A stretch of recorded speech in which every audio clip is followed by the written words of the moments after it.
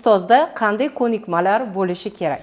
24 yillik pedagogik jarayonimda bu ko'nikmalarni o'zimda rivojlantirishga harakat qildim va ularni sizga sanab beraman. Birinchisi, kreativ yondashuv.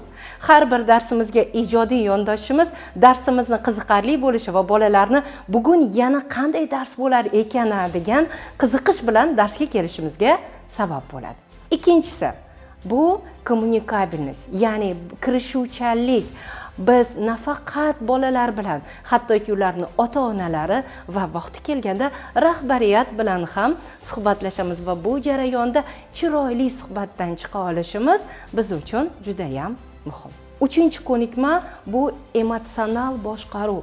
Har bir o'qituvchi turli vaziyatlarga tushadi va bu vaziyatlarda o'zini emotsional boshqara olish ko'nikmasiga ega bo'lishi muhim.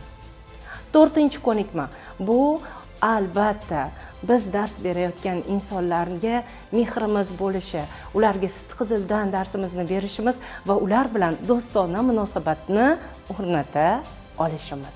Va eng so'nggi muhim yana bir ko'nikma o'z ustida tinmay izlanish, zamon bilan hamnafas bo'lish. Demak, bu ko'nikmalar sizni eng zo'r ustoz bo'lishingizga yordam beradi. Agar yaqinda ustoz bo'lish niyatida bo'lganlar bo'lsa, albatta bu videoni ularga jo'natib qo'yasiz degan umiddaman.